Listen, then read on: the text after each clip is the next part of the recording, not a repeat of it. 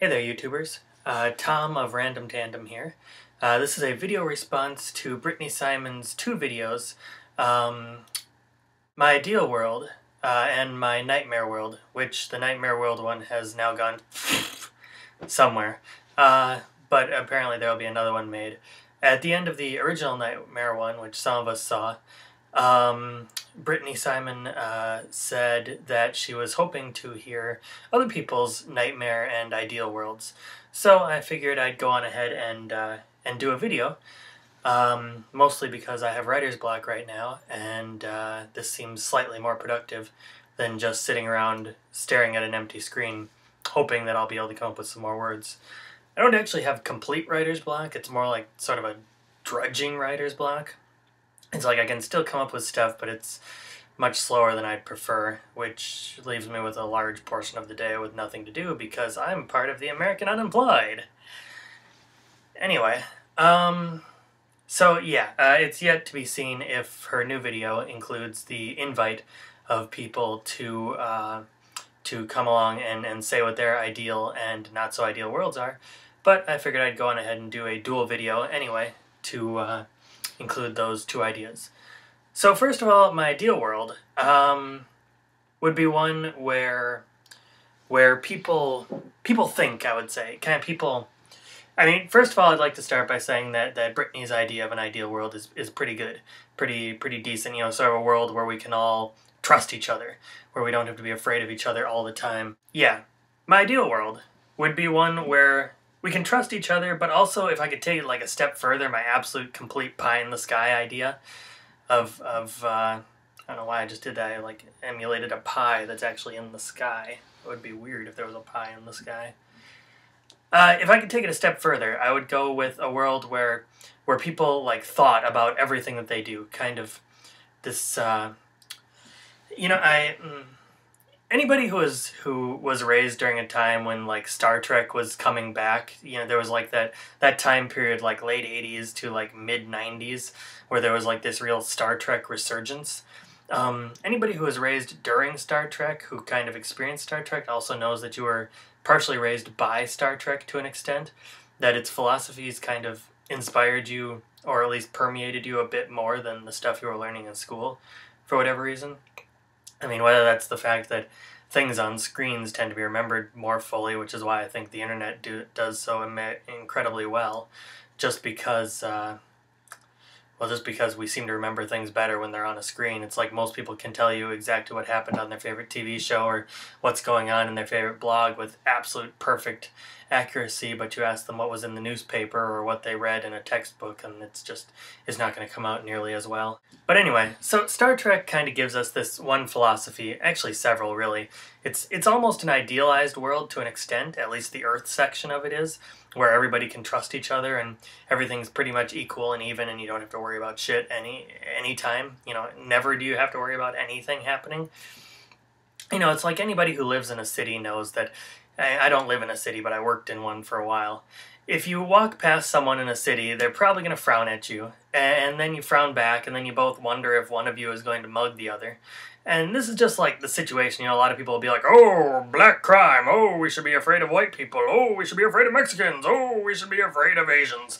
You know, just all this shit, you know, everybody's always concerned about everybody who's not like the exact same tone of beige as them. I mean, really, if you look at the human spectrum, we pretty much run like the gamut from white through beige through like tan to like a dark brown. That's like the human spectrum of colors, essentially. And when you really think about it, that's not that big of a spectrum. Like if you look at any color wheel, that's just like one little corner. It's not that huge of a difference from like one human being to the next, but for some reason anybody who's not exactly the same shade as us, or at least pretty fucking close, we regard with like this huge amount of suspicion, especially when people are living in a city. But you know, no matter what freaking color you are, you know, you look at the person crossing you in the street and you both frown at each other. And you both wonder if the other person's gonna rob you. It's like if you walk past someone who's like wearing a fucking business suit, you still kind of wonder if he's gonna rob you, or mug you, or whatever, you know, whatever your terminology is. And that's kind of sad when you think about it. My ideal world would not include that, I would say. My ideal world would be kind of a place where people kind of thought about their actions, like every last action, like what they're gonna have for breakfast, how they're gonna get to work, whether or not they're going to work, what they're going to do for a living, whether or not they're going to punch that guy in the face. All these little decisions we make in our lifetime. If people actually gave them serious thought and considered what was best for everybody, and then did whatever that thing is. I mean, not just like everybody on the street or everybody in their little town or everybody in their little community, because people have this great ability to do what's best for people in their tiny community. I mean, I'm not talking like where you live. I'm talking about the people you hang out with. Like Christians tend to do what's best for Christians. Liberals tend to do what's best for liberals. Gay people tend to do what's best for gay people. Straight people tend to do what's best for straight people. Feminists tend to do what's best for feminists. Men's rightsers, which is a weird topic to get into, because like there are men who legitimately think who think a lot like old school feminists, in that they believe in equality for everybody, but they don't particularly like the idea that like the feminist label has been sort of hijacked by a lot of really angry people, which is why a lot of people who would classically be defined as feminist feel uncomfortable actually using that label. But yeah, and then there's like the other group that are just really angry at women for no apparent reason. They're like, if you have like the people who are, quote, man haters on one side of the aisle, then that kind of men's rightser would be on the exact other side. That would be like their opposite. But yeah, anyway, we'll just people who are into men's rights, I guess we'll say it's a strange topic to get into and not one that I should right now. Tend to do what's best for them. Everybody in a organization of some type, everybody who labels themselves a certain way tends to do what's best for other people who label themselves that way. So yeah, I mean, if people were to think outside of that, like if people in America did what's best for everybody, including like people in Indonesia and China and Japan, it's like, maybe you shouldn't buy that piece of crap little plastic tchotchke that cost someone an entire day of their life in China and didn't even make them enough to pay for their fucking lunch. I mean, if people were to think just a little bit about, if people were to fully consider their actions, it's sort of, flipping back to the Star Trek idea, it's sort of the logic idea. If people were to make decisions minus the emotion, because most people, when they think about anything at all, they make their decision based entirely on an emotion that isn't always exactly theirs. I mean, it's a lot of times it's an emotion that's been given to them by like the organizations that they belong to. So if that was gone completely, if like as soon as someone just brings up the idea of, hey, maybe we should research stem cells a little bit because we can totally get them from corpses now and it's crazy easy to do that. People have been long dead for a long time. We're already, they're already donors. We're already like harvesting most of their organs. We may as well just scrape out this little bit of gunk and research on it because maybe we could cure Parkinson's. And then, the guy sitting across the aisle suddenly goes, I don't want to kill babies! Wait, what? That's not what we don't need to get them from abortions. We don't even need to go into that debate. We can leave that debate over there. I'm talking about this. It's these emotional outbursts that people tend to react to everything to. It's like as soon as someone mentions, oh hey, it would be really great if we could afford some better roads, I don't want to pay higher taxes. What?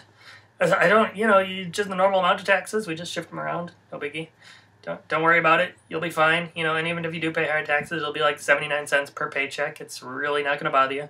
You miss out on like a can of soda, and honestly, you could probably live without it because I think it's slowly rotting your insides. But yeah, just these, people tend to react to things with emotional outbursts, and my ideal world would be a world where people react to things more based on conscious thought. Sort of the classic, like, not really classic Vulcan logic, because if you look at, I'm going to get really geeky here. If you look at Star Trek, you have, like, the Enterprise Star Trek, which is supposedly, like, the pre of everything, where, like, logic is kind of dickish. It's like, logic basically always comes to the conclusion that's absolute best for Vulcans, and that's the end of it. That's pretty much where logic always leads. It leads directly to what's best for Vulcans and fuck everybody else. And like later on, it seems like logic kind of evolves to include a bit of compassion. So it's like Spock's logic is more like what's best for Vulcans and everyone else. He kind of finds that balance. It's like there was this movie, A Beautiful Mind, about a guy named John Nash, who it's my understanding that most of this movie is just totally made up, like most of it's just bullshit. But in the movie, the character comes up with this really great idea of the equilibrium. And if you've ever seen it, there's this scene where he's like sitting in a bar, and two of his buddies are with him, and the three of them see like this really hot woman. Like hot. I mean, it's three women that they see, and all three of them are quite attractive, and like one's a blonde and the two are brunettes or something, and all three of them are really want the blonde because I don't know, blondes are awesome. I personally I prefer brunettes. Actually, I prefer redheads above all else, and then like brunettes and blondes and. It's a hierarchy in my head. I'm a guy. I think of things in hierarchies. Anyway, so yeah, they see these three women, and he's kind of thinking about it, and he comes up with this idea. Well, if all three of them do what's best for themselves, if all three of them go after the blonde woman that they're all crazy attracted to, then this one woman's going to get way too much attention. She's going to blow off all three of them, and that'll be that. It'll be over. No chance of any of them hooking up. But if all three of them do what's best for both themselves and for all three of them, then they would split up, and each one of them would take one of the women that they're relatively attracted to. All three women are attractive. They're all attracted to all three women, right? So what they do is they like randomly draw and see who goes after which woman, not women. That would be plural. And then they each go after one of them, and then all three of the women get an equal amount of attention, and it vastly increases the chances of all three guys hooking up and all three women. Everybody gets laid, essentially, is that plan. Which is good because, most people on this earth like sex. Whether you're a man or a woman or anything else. Most people like sex.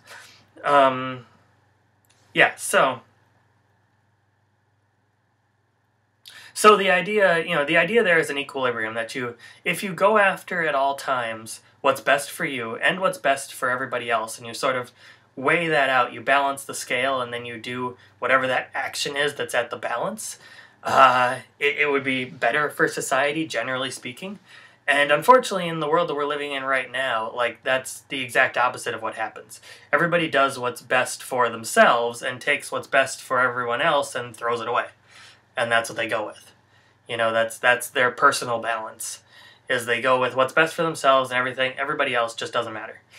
And I don't think that that's really the best way to go about running a planet or a society or anything, really.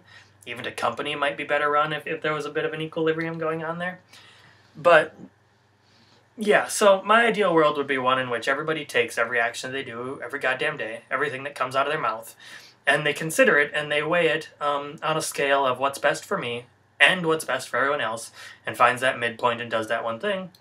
And then everybody's pretty well off, because, first of all, no one's overeating in that situation, because, you just kind of spread the food out, and, the people who eat way too fucking much their excess food can get sent to Indonesia, where they just don't have enough, or wherever. I understand that China and Korea aren't doing amazing either, or is, the south of the United States, or the north of the no place. We have, drought outside of my house right now, and I'm in Minnesota. Minnesota shouldn't be getting drought, ever. We're the rainiest, snowiest place on the planet. There's no reason for us to ever get drought. It's ridiculous to even consider it, yet here we are.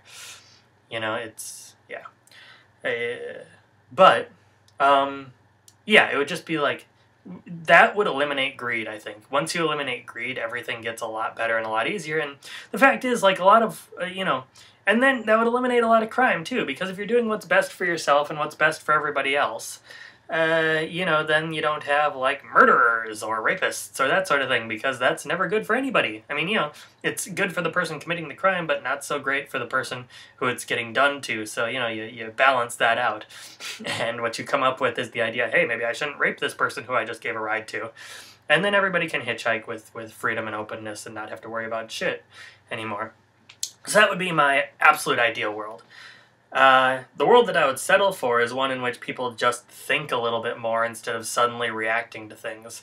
You know, it's like whenever you try to have a debate with anybody, it basically immediately devolves into an argument, because you mention an idea and then the other person screams something at you instantaneously that's like their stored reaction. They're saving it in a bottle inside of them to explode out.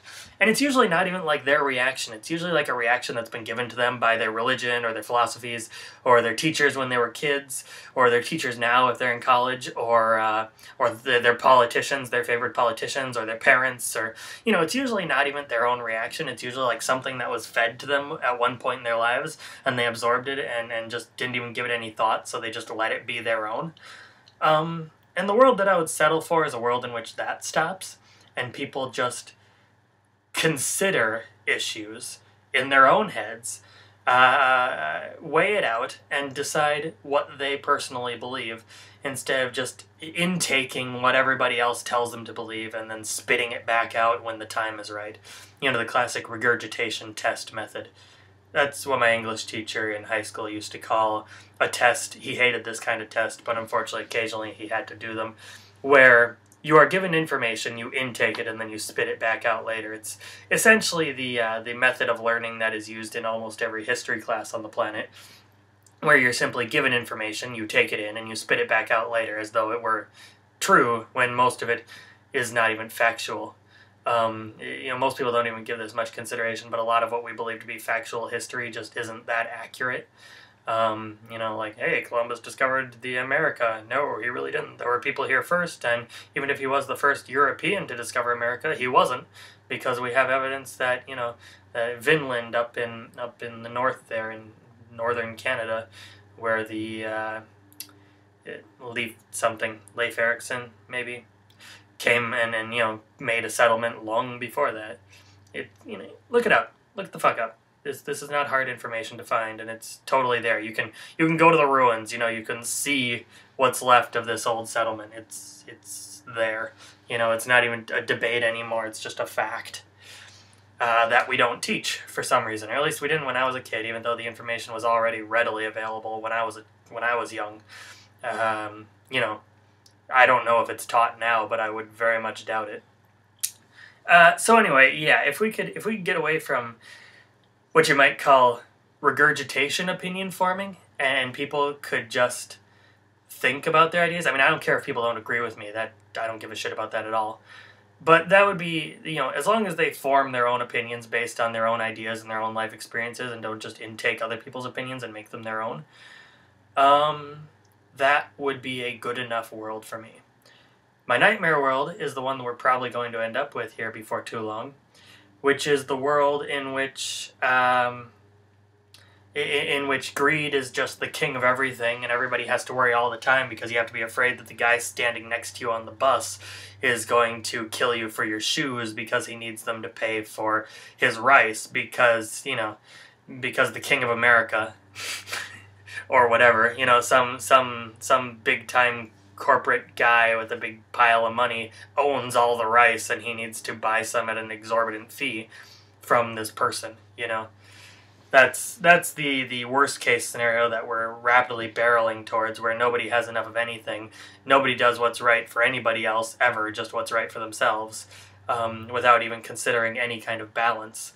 And yeah, we slowly fall into this horrible cesspool where knowledge continues to fall down, and we lose most of our technology to either just lack of understanding of it and lack of ability to repair it and create more, or simply lack of materials or lack of money, and we slowly slide into what essentially is a new dark age, where the only things left are, you know, classic technologies like fucking levers and pulleys and shit, and everything that we've accomplished pretty much slides away and disappears, because unlike the Egyptians, we don't chisel shit into stone, we put it on bits and bytes, which we all know, I mean, not everybody knows this, but you should, that your bits and bytes are slowly decaying. It's like, you know, your 8 tracks are probably not going to function at this exact point because of the, you know, because it's all magnetic, it's not going to last forever.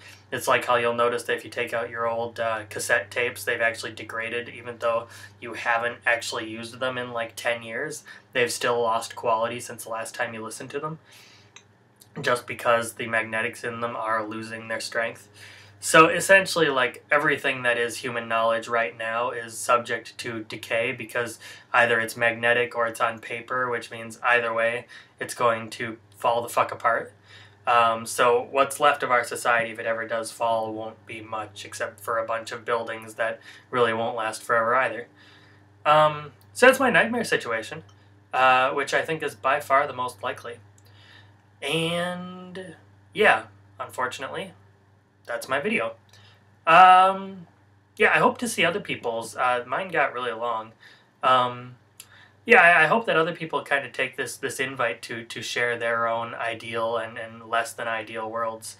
Because I think it'd be really cool to almost use YouTube as sort of a discussion space. Um, but yeah, I'm Tom of Random Tandem. See y'all later.